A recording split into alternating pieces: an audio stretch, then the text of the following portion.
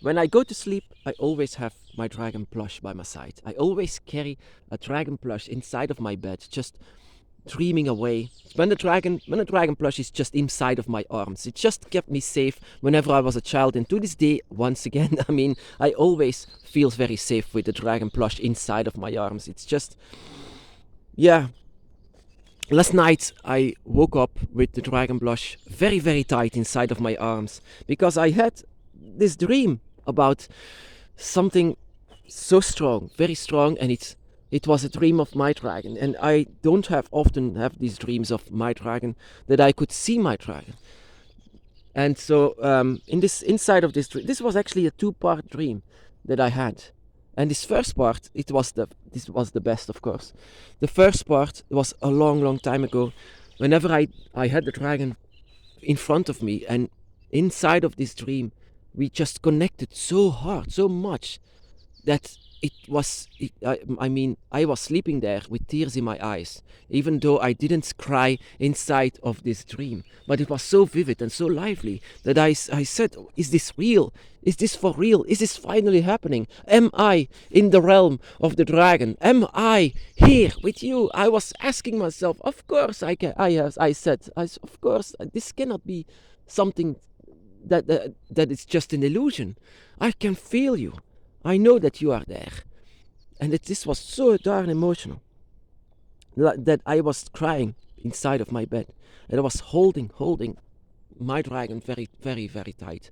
In fact, while at the same time here, I was actually squeezing my dragon plush with me. So I'm afraid that I'm going to lose them. Afraid that I'm going to lose him by my side. So strong. This is where faith comes. This is where it lies. This is where you cannot lie to yourself. This is how love is. This is how, I don't want to be cliche, but this is actually indeed love. This is just love. I didn't even care to look at myself at that moment. I wanted to see my dragon by my side. It was such a beautiful and amazing dream that you cannot say to anyone else what kind of a feeling that you have whenever you are dreaming of your dragon. It's just so beautiful. And I was squeezing the life out of my dragon, just afraid that I would lose him again. And yet at the end of the dream, I came to realize that this is indeed just not going to last forever. This is a moment. Keep this moment inside of my mind. And this was I was saying to myself, keep this moment inside of my mind. Keep it. And just keep this energy, keep this emotion. This was something that I cannot say to anyone else, how powerful this emotion is. This is the most beautiful part of following the dragon. And that is how your connection is with your dragon. And that was this first part of the dream. And this was something really not like a dream. It was more like a vision. And I was just waking up. It was like a lifetime. But at the end of this moment, I came to realize, and I don't know, that actually was my dragon was saying inside of my mind that this is just something temporarily. This is just for this moment. This is going to end. And later on, it ended. And I was just in the dark, in my bed, with my dragon in my arms, just looking at my dragon plush, and just pulling a tear away. It just was so emotional. And then I had in my mind, do I really need to die first to have this experience? Do I really need to leave this all behind and forget about my family here, of being a human, the experience of being a human? Do I have to lose it? Do I have to die? Do I have to have this fear of dying? Do I really need to search down for the Dragon's Gate? Do I really have to put all of these tests just to have this experience once more, for real, forever? To hold my dragon forever. This was what I was asking myself this while I was just looking at my dragon plush. My dragon plush was a bit wet because of this, because of my tears. And I had this question for myself of, do I really need to die first to have this? And then I managed to sleep again with the dragon plushing beside of my arms, with a little bit of, like this. Sorry, like yeah. But then again, I came again this very vivid dream, and yeah, this was not my dragon. This was a dragon that I've seen before, all in brown shape once again. And this dragon that I've seen before, that was in front of me. The feeling that I have with this dragon was pure lust. That with my dragon, that is pure connection, desire, love. But with this dragon, with my second dream, I have pure feeling of lust. This is a male brown dragon that back in the day, back in many dreams ago, he was also there staring at me with his yellow eyes and introduced himself as Lucifer, but now he was not introducing himself anymore. He was just asking me, did you enjoy it? But he was not like this gentle being that he was before. Now he was more strict. He was more like, did you enjoy it? Because actually I knew what was going on. I knew he actually heard me saying, do I need to die? Because later on he said, you think you need to die first to go back to the dragon realm. Back in the I mean, he was more strict. I was not used to it. But there is one problem. Every time when I see this brown dragon, I cannot stare anywhere else than his body. I mean, he's so beautiful.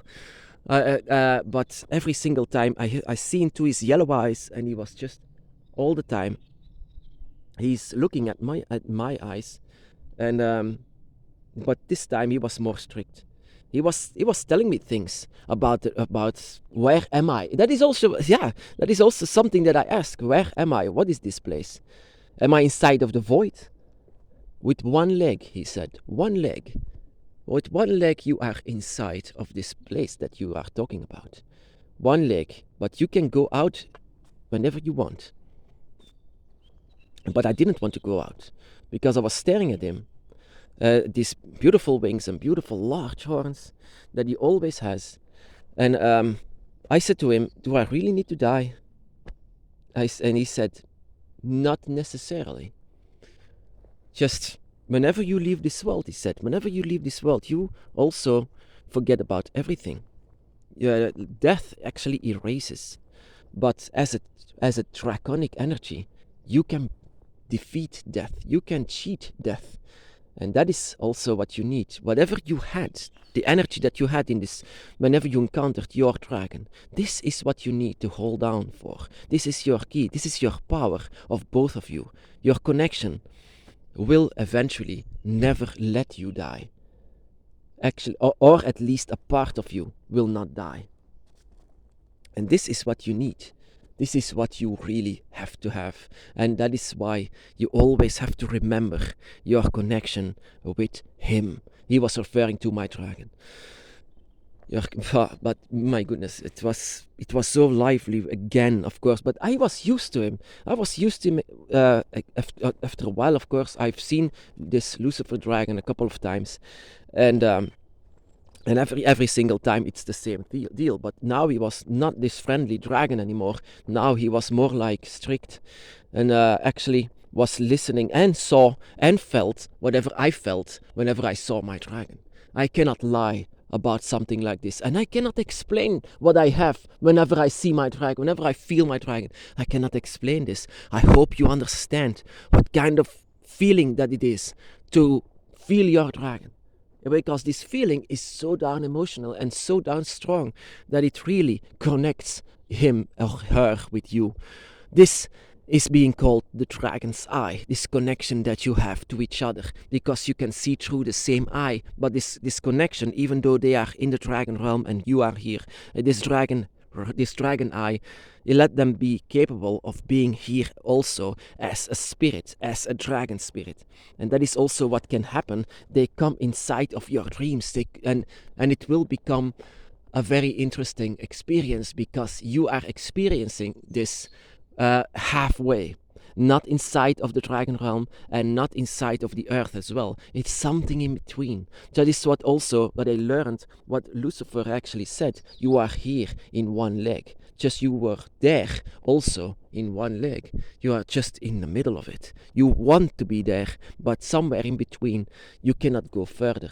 But in between you can meet each other. You can reach out for each other.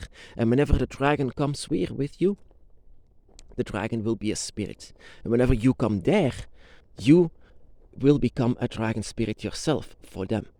Whenever the dragon looks at you, the dragon sees a dragon himself. They will not see the human that you will see inside of the mirror that I always am, a bit of ashamed of. But you shouldn't, because the dragon sees you as something completely different. They don't see this human part, they see this draconic energy that you have. And that is also what I had in my first dream, but in the second dream it was more about learning, and accepting the truth, and accepting sometimes the harsh truth.